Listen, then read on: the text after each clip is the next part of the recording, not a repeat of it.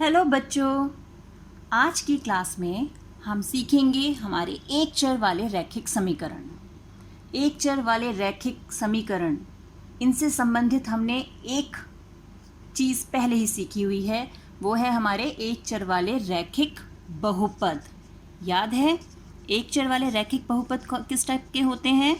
वो होते हैं जैसे 3x जमा 5, यानी बहुपद भी है और पूरे बहुपद की घात क्या है? 1 है और चर क्या है? वो है x, अकेला x है यहाँ पर। तो यहाँ पर बहुपद की घात हमारी क्या है? 1, इसलिए वो क्या है? रैखिक। जब बहुपद की घात 1 होती है तो वो बहुपद रैखिक हो जाता है। और चर सिर्फ x यूज़ हो रहा है, इसलिए ये एक चर वाला बहुपद है। अब समीकरण से क्या तात्पर्य है? जब हम हमारे बहुपद की समता किसी और पद से करते हैं, मान लिया हमने इसे बराबर 6 रख लिया, अब ये समीकरण के रूप में आ गया है क्योंकि हम इसकी समानता किसी और पद से कर रहे हैं, तो ये बन गई अब हमारी समीकरण। अब जब ये बराबर का निशान लगा दिया तो ये जो हमारा पूरा प्रश्न है ये 2 भागों में बट गया। एक भाग जो हमारे उल्टे हाथ की तरफ है और एक हाथ जो हमारे सीधे हाथ की तरफ है। तो ये भाग जो है इसे हम बोलते हैं दायां पक्ष। क्या बोलते हैं? दायां पक्ष या राइट हैंड साइड। और जो उल्टे हाथ की तरफ है वो है हमारा लेफ्ट हैंड साइड, या उसे हम कहते हैं बायां पक्ष। याद रहेगा, लेफ्ट हैंड साइड यानी बायां पक्ष, राइट हैंड साइड यानी दायां पक्ष। तो ये अब हमारे समीकरण के 2 भाग हो गए हैं। अब हमें सीखना है इन समीकरणों को हल कैसे करना है। हल का मतलब हमें जो भी चर है, इसमें जो भी चर यूज़ हो रहा है उसका मान ज्ञात करना है, वही हमारा समीकरण का हल होता है। तो अब यहाँ पर बहुपद की घात क्या है? 1। और हमने सीखा था बहुपद की जो घात होती है उस बहुपद के उतने ही शून्यक होते हैं, यानी उसके उतने ही हल होते हैं। अब हम उसे हल कहें या शून्यक कहें, वो एक ही बात है। तो देखिए आप कि इन्हें हल कैसे करेंगे। तो उसके लिए आप देखते हैं हमें हमारी वर्कशीट में कौन सा प्रश्न दिया है। प्रश्न है 2x जमा 9 बराबर 4। तो आज हम जो इस समीकरण को हल करने के लिए विधि यूज़ कर रहे हैं वो है हमारी समीकरण संतुलन विधि। संतुलन का मतलब कि हमें इसमें कोई भी चेंज नहीं लाना, दोनों जगह बराबर रखना है। जो काम हम यहाँ करेंगे वो काम हमें यहाँ भी करना है। अब क्योंकि हमें x का मान चाहिए, तो x के मान का मतलब कि हमें x को यहाँ छोड़ना है और धीरे धीरे बाकी जितने भी पद हैं वो हमें हटाने हैं। तो हम क्या करेंगे? सबसे पहले हम 9 को हटाएंगे। इस 9 को हटाने के लिए क्या करना होगा? हम -9 कर देंगे, तो 9 तो हट गया। लेकिन मैंने आपको बताया था ना हमें संतुलन बनाए रखना है, तो जो हमने -9 यहाँ किया है ना वो हमें यहाँ भी करना है, जिससे तराजू का संतुलन बना रहे, कम ज़्यादा ना हो जाए। तो ये 9 और ये 9 तो कैंसिल हो गए, यहाँ बचा 2x और इसे हल किया, 4 - 9 क्या आ जाएगा? -5। अब फिर हमें सिर्फ x चाहिए, ये 2 भी हटाना है। तो हम क्या करेंगे? ये 2 गुणा में है ना, तो इसी 2 से इसे भाग कर देंगे। देख रहे हो यहाँ जमा था तो हमने घटा कर दिया उतनी ही संख्या को, यहाँ ये गुणा में है तो हम उसी संख्या से भाग कर रहे हैं। और वही काम हमें अपने दाएं पक्ष में भी करना है, यानी यहाँ पर इसे 2 से भाग करना है। ये 2 और ये 2 कैंसिल हो गया, तो उत्तर क्या आ गया हमारे पास? x बराबर -5/2 आ गया ना x का मान। तो इसे कहते हैं हमारी समीकरण की संतुलन विधि, कि दोनों तरफ हमने सेम काम किया और हमें x का मान मिल गया। एक प्रश्न और देखते हैं। अब हमारे पास प्रश्न है x/3 जमा 5/2 बराबर -3/2। अब हमें यहाँ फिर x का मान चाहिए, तो सबसे पहले तो जो ये है 5/2, इसे हटाना पड़ेगा। तो इसे हटाने के लिए क्या करेंगे?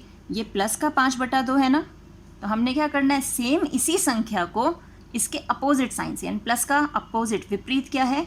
-5/2। हमने इसमें से घटा दिया और वही काम यहाँ भी करना है।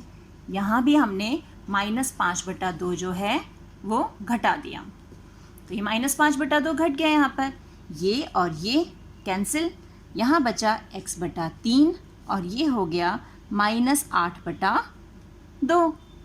अब ये 3 भाग में है तो भाग का अपोजिट गुणा, यानी हम इसको 3 से गुणा कर देंगे। इस x/3 को हमने 3 से गुणा कर दिया और यहाँ -8/2 को भी हमने 3 से गुणा कर दिया।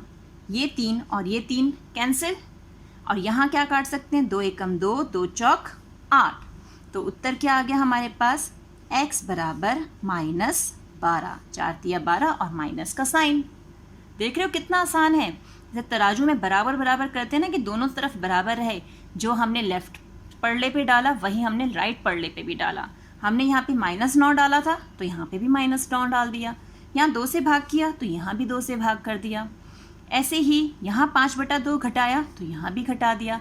तो तराजू के इन दोनों पलड़ों में यानी बायां पक्ष और दाएं पक्ष में हम सेम काम करते जाएंगे। जो जोड़ रहे हैं वो दोनों पक्षों को देंगे, जो घटा रहे हैं वो दोनों पक्षों से लेंगे। तो इस तरह हम संतुलन विधि द्वारा हमारी समीकरण को हल कर सकते हैं।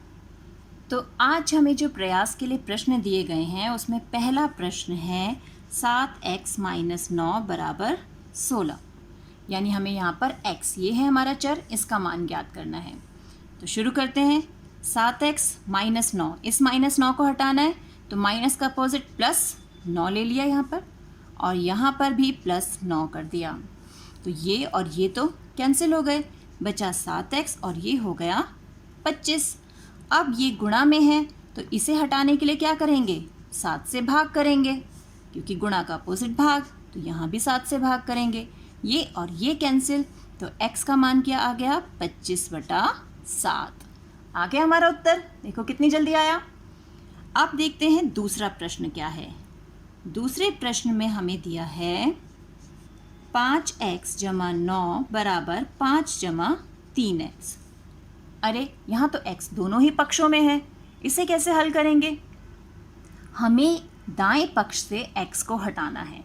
हमारा x जो है सिर्फ बाएं पक्ष में ही होना चाहिए। तो सबसे पहले इसी को हटाते हैं। तो शुरू करते हैं। इसे 5x - 9 और यहाँ ये है 5 + 3x। इसको हटाना है 3x को, तो ये जमा का है तो हमने घटा का 3x ले लिया और वही काम हमने यहाँ भी कर दिया।